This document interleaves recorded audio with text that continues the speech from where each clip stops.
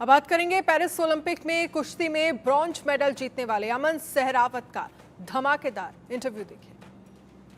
नमस्कार, मैं उदय प्रताप सिंह, आप देख रहे हैं इंडिया न्यूज और न्यूज एक्स। और आज हम आपकी मुलाकात करवाने वाले हैं एक ऐसे शख्स से जिनको अब कोई भी परिचय का मोहताज नहीं। जी हाँ, मैं बात कर रहा हूँ सबसे नौजवान भारतीय जिन्होंने ओलंपिक पदक जीता है किसी भी इंडिविजुअल स्पोर्ट में अब तक के भारत के इतिहास में। अमन सहरावत हमारे संग जुड़ गए हैं।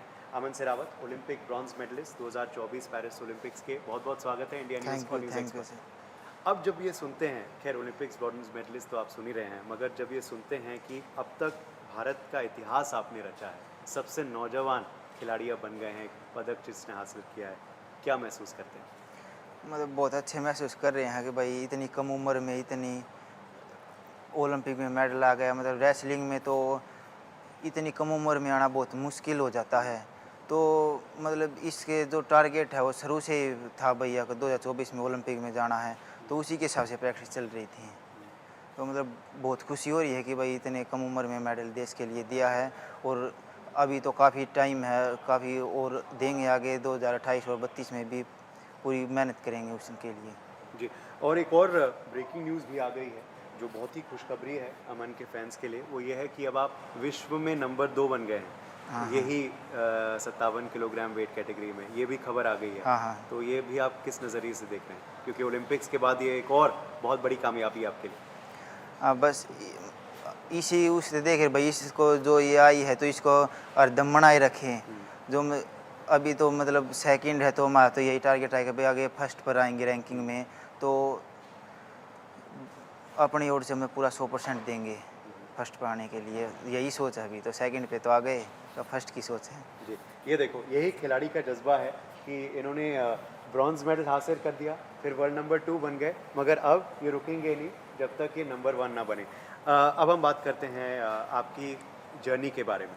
इस ओलंपिक्स पे तो आएंगे, मगर क्योंकि आज हम मौजूद हैं और मैं अपने वीडियो जर्नलिस्ट को बताना दरख्वास्त करता हूँ कि आप दिखाएं कि कहाँ मौजूद हैं। हम मौजूद हैं इस वक्त दिल्ली के मशहूर छत्रसा स्टेडियम में, जहां अमन ने अपनी कुश्ती की शुरुआत की थी, जहां उनको वो ट्रेनिंग मिली थी, जहां उनको वो सारे गुण मिले थे जिसकी वजह से उन्होंने ये बड़ी कामयाबी जो है वो हासिल की है। तो आज हम सुनेंगे अमन की कहानी, अमन की ही ज़ुबानी। बताइए, पहले कदम कब रखे थे आपने यहाँ पे? यहाँ पर 2014 में रखा था, मतलब पहला कदम।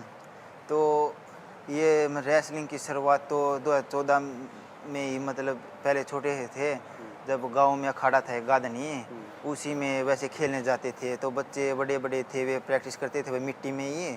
तो फिर मैं भी थोड़ा वैसे खेलने लगा, मिट्टी में बढ़ने लग गया। फिर मैंने एक दिन पिताजी से कहा भी मैं पहलवानी करूँगा, मुझे पढ़ाई वढ़ाई नहीं होगी। मतलब इतना ध्यान नहीं था पढ़ाई में भी, फिर पहलवानी करूँगा। तो फिर कितनी उम्र में ये 10-11 साल का ही था जब मैं। तो फिर वे उन्होंने कहा भाई वहाँ पर गुरु जी का, सतपाल पहलवान जी का, सुई पहलवान जी का तो नाम सुना ही था कि भाई वहाँ 76 साल में रहते हैं। तो फिर वे बोले भाई मतलब बढ़िया है, अच्छा रेसलर बनना है तो भाई वो अच्छे अखाड़े में भी जाना पड़ेगा। तो फिर वो यहाँ छोड़ गए मुझे को सतपाल पहलवान जी के पास। तो फिर यहाँ पर छोड़ गए, तो 5-6 महीने के बाद वो एक्सपायर हो गए किसी मतलब बीमारी से। तो फिर मेरे भाई सागर थे, उन्हें संभाला, मतलब उन्हीं ने ध्यान रखा मेरा यहाँ पर। तो मतलब अभी तक वही संभाल रहे हैं शुरू से अभी तक। तब तक। और जब यहाँ पहले दफ़े आप आए तो क्या सीधा सतपाल जी के भीतर आपने ये सीखना शुरू कर दिया, या कोई और आपके कोच भी थे जिनके भीतर आपने शुरू किया? सारा जो जो फॉर्मेट होता है, जो टेक्निक होता है, वो किसके भीतर आप सीखते रहे? ये सुशील पहलवान जी को भी देखते थे जब ये प्रैक्टिस करते थे यहाँ, और सतपाल पहलवान जी बताते थे भाई बीच बीच में कौन सा दाव कहाँ पे, मैं देख देख के और वो बताते थे, तो उन्हीं को सीख के बस आ गए। जब सुशील को देखते थे तो लगता था कि मुझे भी वहीं जाना है, मुझे भी ओलंपिक्स में मेडल? हाँ, मुझे लगता था भाई हमें भी एक दिन पहलवान जी की तरह ओलंपिक में मेडल लाना है। पर ऐसा नहीं था कि भाई, ऐसा नहीं था कि इतनी कम उम्र में मिल जाएगा, मतलब ऐसे। पर न्यू था भाई हम अपनी पूरी मेहनत करेंगे और ज़रूर ओलंपिक में मेडल लाएंगे। ओलंपिक्स, ये शब्द, ये कब पहली बार आपने सुना और सीखा कि ओलंपिक्स होता क्या है?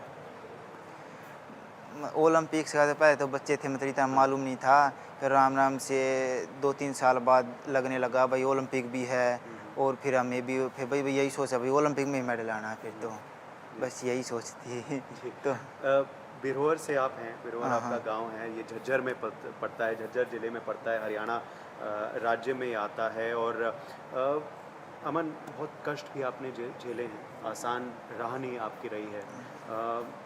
कितना मुश्किल था उस वक्त आपके लिए मानसिक तौर पे जब आपकी माँ गुजर गई इतनी छोटे से उम्र पे, और फिर आपके पिताजी भी गुजर गए? मतलब बहुत मुश्किल था। तो फिर मतलब हर एक तरीका से सोचना पड़ता था कि बहन भी है भाई, उसका भी ध्यान रखना था, मेरी जिम्मेवारी है। और काफ़ी मतलब फिर मेरे ताऊ जी ने संभाला था मुझको, रणबीर रणबीर है उनका नाम है।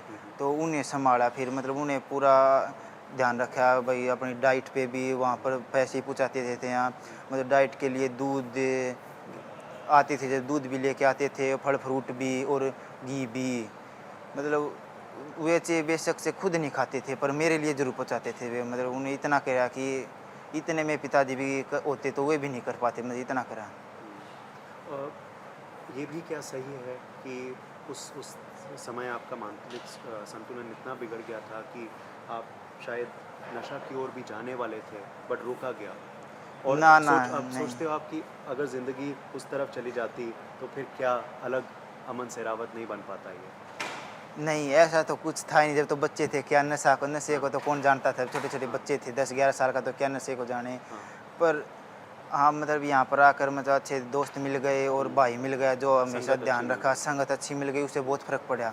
बस सारा ही फ़र्क उसी का, जो मेरे भाई ने मतलब 24-24 घंटे मेरे साथ, कभी मुझे अकेला बाहर नहीं जाने दिया, तो हरदम मतलब अपने पास ही रखा 24 घंटे। सुबह मेरे बाउट जोर देखता था, उनकी कमी बताता था, फिर मेहनत बताता भाई ये करनी है, वो करनी है।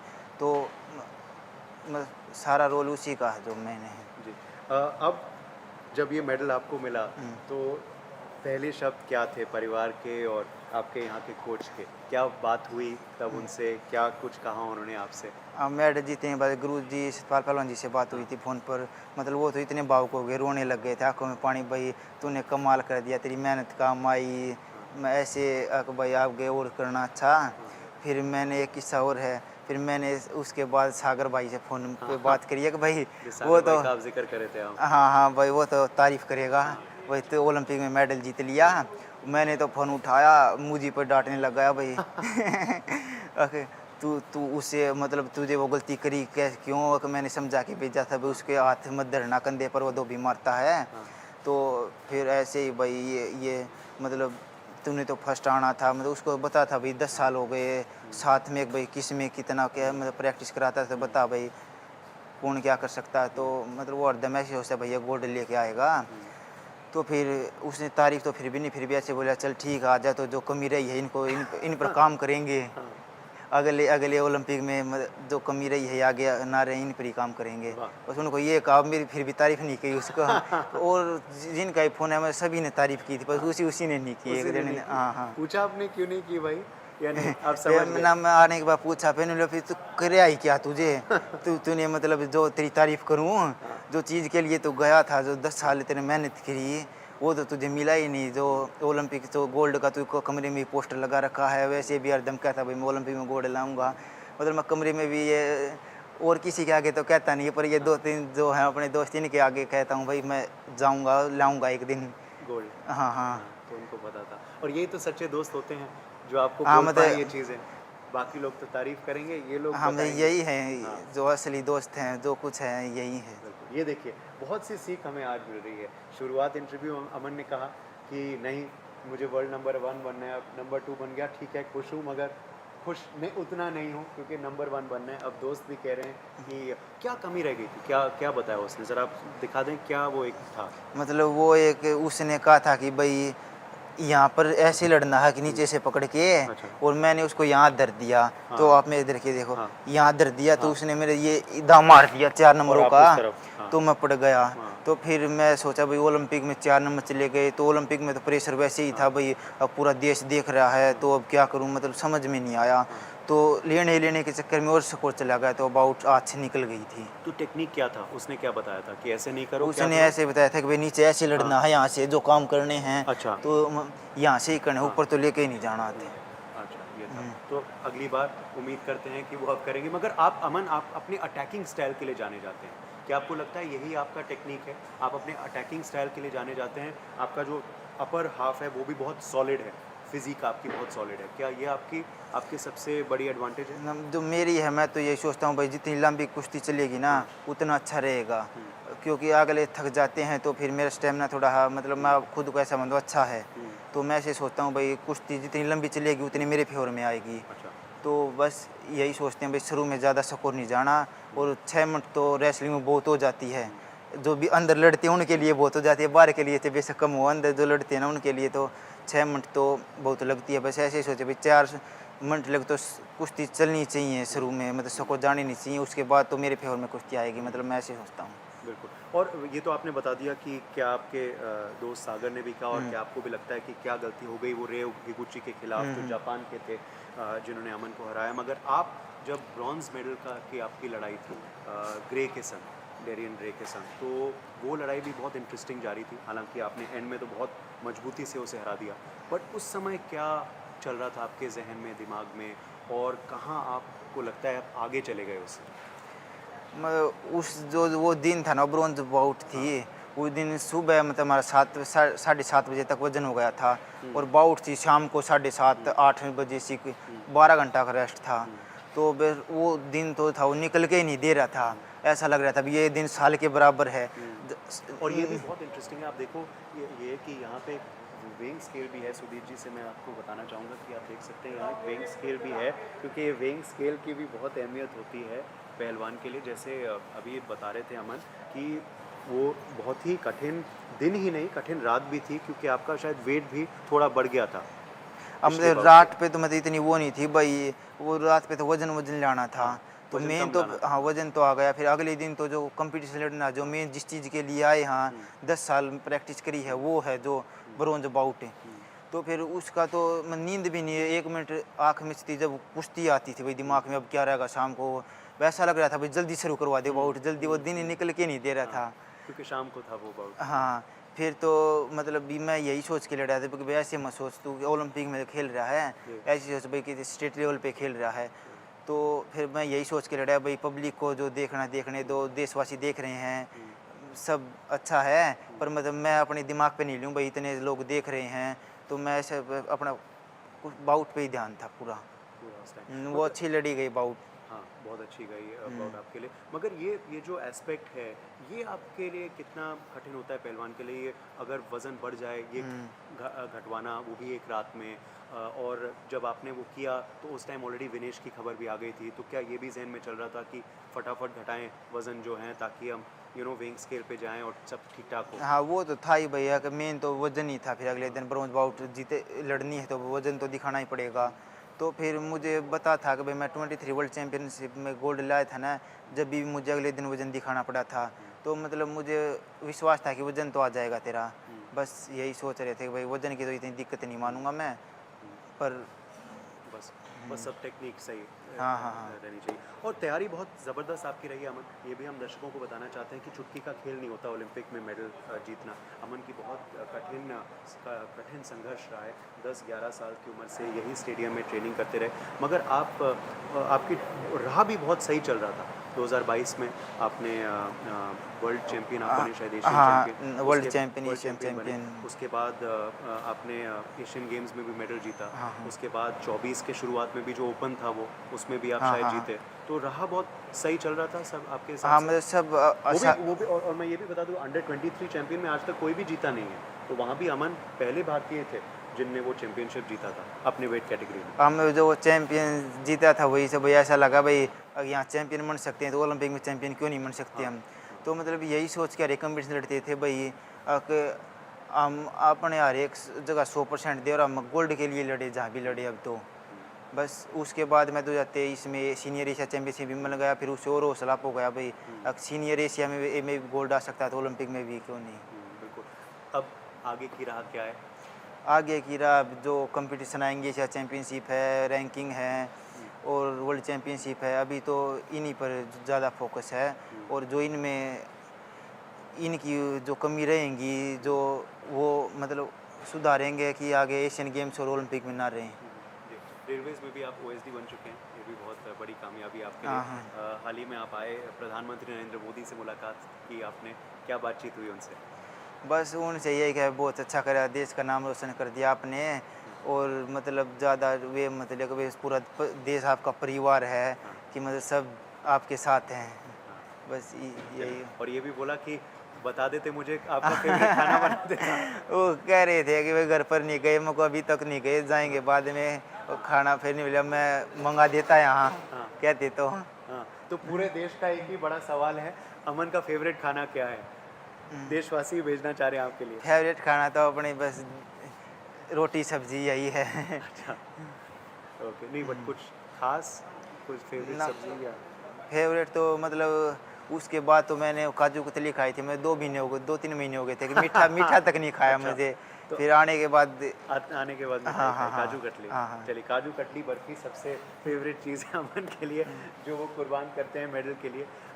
आखिरी सवाल आपसे 2-3 पूछूंगा फटाफट, क्योंकि कुछ पर्सनल भी आपके बारे में जानना चाहेंगे। तो अगर अमन को मौका मिले छुट्टी जाने का, कहाँ जाना चाहेंगे अगर 1-2 दिन मिले? मतलब मैं अपने घर पर जाना चाहूँगा। मतलब अपने घर पर एक दिन मतलब 2 दिन भी बिताए मुझे याद नहीं है कि मैंने 2 दिन कब बिताए थे। मैं घर पर गया था मतलब 1 साल में कभी 7-8 महीने में तो जाता हूँ ना, तो एक दिन जाके मंदिर में धोख मार के वापस। वो इसलिए कि मेरे साथ मेरा भाई सागर जाता था, वो मुझे डटने नहीं देता था कि भाई आके तेरा टारगेट इतना बड़ा है तो ऐसे पूरा नहीं होगा ये। तो मैं मंदिर में जाता था घर पर सबको मिल के धोख मार के वापस स्टेडियम में, वो भी एतवार को जिस दिन छुट्टी हो उसी दिन। माय गॉड, तो अगर मौका मिले घर जाना चाहेंगे हाँ। 2 या 3 दिन के लिए? अच्छा, म्यूजिक सुनते हैं आप? पसंद है? नहीं। नहीं, टाइम नहीं मिलता नहीं। म्यूजिक सुनने का। अच्छा, चलिए, और आखिर में सुबह कितने बजे उठते हैं? और सुबह क्या हमारी रूटीन 5 आपका है? बजे की क्लास होती है, क्योंकि बहुत सारे असेंबली। ऐसे पहलवान हैं जो आपकी तरह बनना चाहेंगे, वो ये जानना चाहेंगे।